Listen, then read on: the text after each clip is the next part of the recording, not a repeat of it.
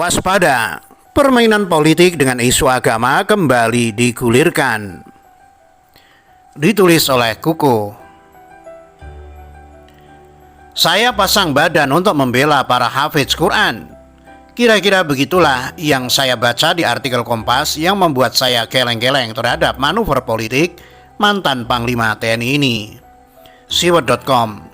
Saya tadinya sangat respek kepada beliau tentang orasi kebangsaan serta opininya perihal penanggulangan teroris saat menjadi Panglima TNI. Kata-kata pencegahan sejak dini yang dilontarkan olehnya menjadi bahasa yang menarik simpati saya ke dirinya. Lantas langkah-langkah berikut membuat saya kecewa dengan menonton film G30 SPKI di mana sebagai corong Orde Baru menghajar lawan politiknya.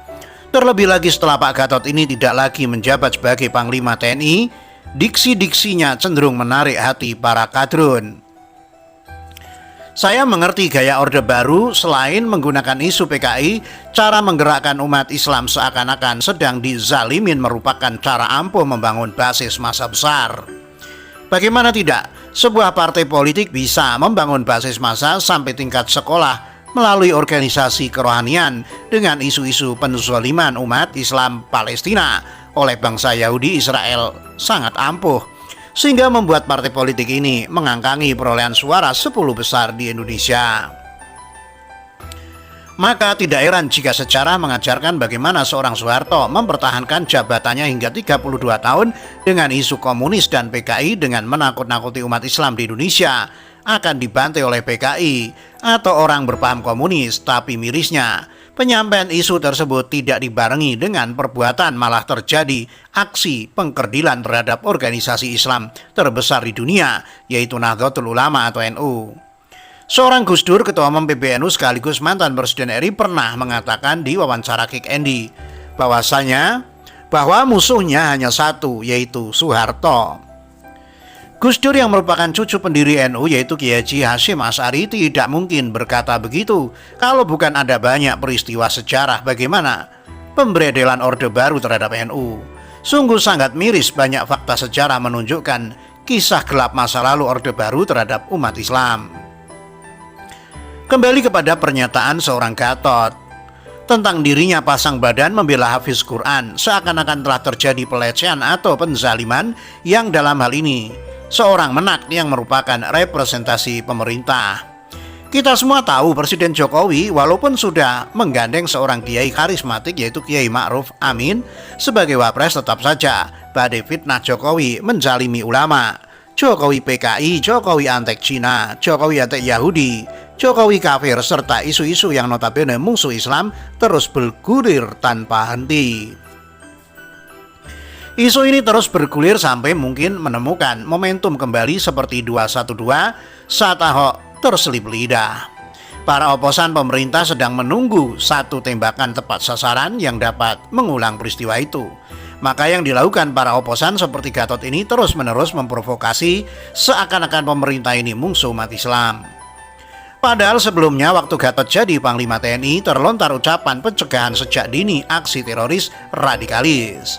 Saya kira dia memahami dan paham bahwa pandangan dan pemikiran radikal sehingga menjadi teroris bukan diciptakan dalam semalam, tapi melalui provokasi rutin, brainwash terhadap usia belia di tingkat sekolah.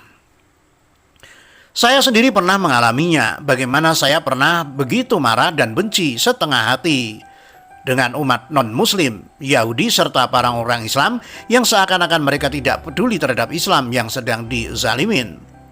Pemikiran radikal ini tidak tumbuh begitu saja, butuh proses bertahun-tahun lewat kajian mingguan yang dipimpin oleh seorang kakak senior di organisasi rohani tingkat sekolah.